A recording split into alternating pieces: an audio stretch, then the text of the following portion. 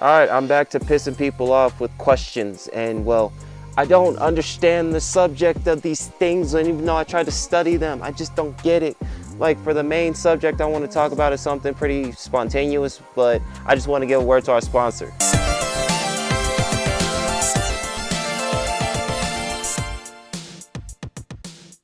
Okay, I admit I don't have a sponsor, but I'm working on getting one, alright? I'm working on this shit. But for now, Pride Month. I don't get Pride Month. Like, I thought Pride was a form of a sin. Did I forget this? I guess it's not, but I'm trying to understand the complexity of this situation that's going on. Like, yes, I understand people want to be recognized and people want to have their terms of expressing, but to understand that you're doing it in so many ways that doesn't make sense, it becomes an issue.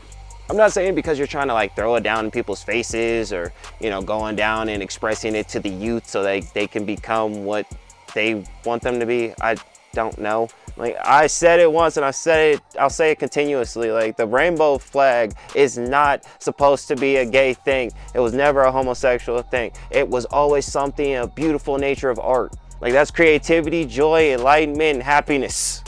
I guess joy and happiness are the same thing, but still. It meant something positive and nothing like in a nature of trying to be loving yourself and coming up to the world about this is who you are and this is how you express yourself. You could do that every day of your life. Just don't bring the rainbow into it, man. There are people who love this color separately. Like, I like the color blue, and apparently that there's a battle right now. There's debates going on between red versus blue, and I like the color blue. That doesn't mean I want to be on their side of whatever they're doing. I guess the blue is the leftist now. I'm not saying I'm on a red pill, but I can say that I dislike the course of how abortions are being planned down the trend. Or, my bad, I'm sorry, I shouldn't say that. I should say plan B now. So everything is transitioning in the trends of life, is that it's all about the propaganda of self-love, self-worth, get your shit together, do what you gotta do, and don't really care about what anybody says, opinions otherwise. And that can lead to all types of judgment in the end of the day, and exposure to oneself if they're not careful, because, you know, tunnel vision is a big thing. If you get too prideful within yourself, you get tunnel vision on the whole aspects of your life. You forget to be in touch with the reality of the environment of the world around you. Like, I wouldn't say it's main character energy, but I guess that's how people are calling it now. It's that main character vibe. And if you're good at it, you can start aura farming people, so. But let's be real though, to look at the understanding of how this whole Pride Fest was going on was, you know, an immense thing that was happening. But to see how now we have this straight pride, the straight pride gets me.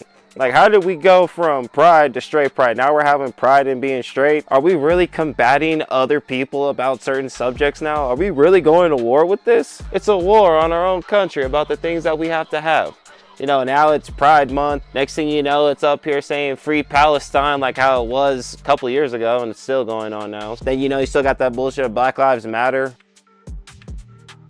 We truly don't know what the hell we're trying to get our point across anymore. Now we're just saying things at this point to say whatever. And it's becoming a trend because as long as you get enough people into your motion and your categories to say what you want, it just boosts the lifestyle to say that, hey, anything can get supported. Hell, I can talk about how I would love to be a priest, but at the same time, blessing the people who literally will go up, commit all types of actions, and then come back, and I gotta continue blessing them. Like, you don't know how exhausting that would be. And it honestly wouldn't really get their point across because, well, you're not really doing a good action. You're just causing a bunch of scenes that don't really need to be scenes. And that's just sad because right now what we're seeing is this idea of what this war is going on. At first I thought it was men versus women. Now it's men versus male feminists. Now it's women versus feminists.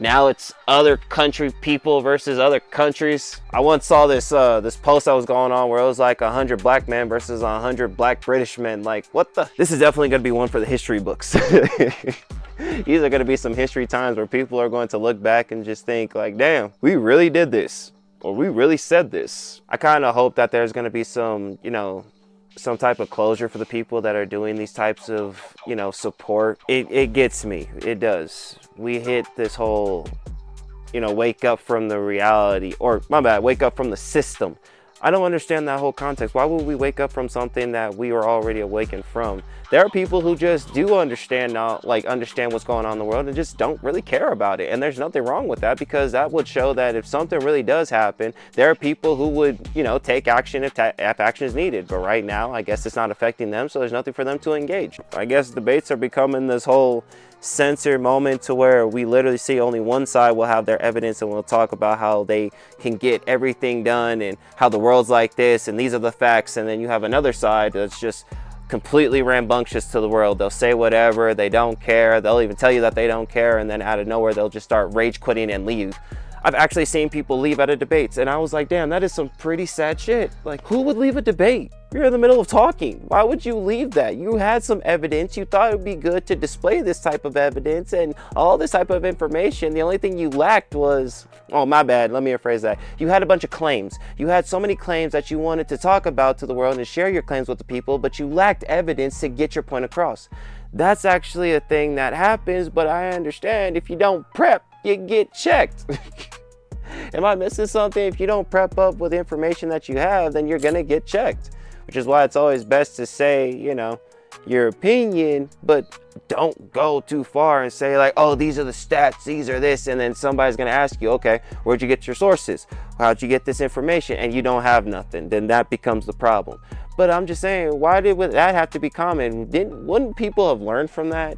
You know, to see somebody make a mistake in a debate, if you know that you had something to debate about, you would also have that evidence, not going against, you know, understanding what that first person did with their evidence was wrong. So you just follow up with your evidence, knowing that you didn't slack. You have all your claims out with the documented paperwork, with the sites and everything, but nobody does that anymore. Now it's the literally red pill, blue pill. It's so sad. We have the red pill, blue pill factor that's going out. It's the matrix. The system is opening up, and for some reason it's going out in a broad status to where people are dividing themselves. You have the stupid versus the intelligent, the happy and the non. I guess the strong and the weak. Then again, if the weak became collective, it would be the strong. It's a war. It's a war that makes no sense. But just talking about it just piques my interest to know, like, damn, what is truly missing? What is missing from the culture of humanity that we've become so divided? It can't be materialism. We've all had that around us. It can't be politics. We've had politics go out for years and people still stay collective. It has to be something deep. Is it the loss of communication? Is it that manipulation that's finally came out to the world, that they don't even know how to, you know, go above life without trying to get into somebody's mind and get them to do what they want now? Yeah, at this point, everybody just be racist. I'm not saying we're brainwashed. I'm just saying we're trying to wash our brains. It doesn't work. Plan Bs are a thing. Let's just get that out the way. You know, pride is now straight pride and there's a war. And well, people don't know what they're protesting about. So yeah, now we have mental problems going all over the place. So I guess nobody's gonna figure it out until the next 30 years. So, but that is all the time that I have. I wanted to say that. So like, yeah, I'm already tongue-tying. Don't get carried away with the life that happens. Go out and touch grass. You know, go to a park. Go to a swing. Don't always be on social media so damn much. That's what people are doing nowadays. You know, be like I Show Speed and Ashton Hall. Go run on grass. Go race each other. Somebody's bound to win, so. But everybody take care. Stay amazing. Peace out.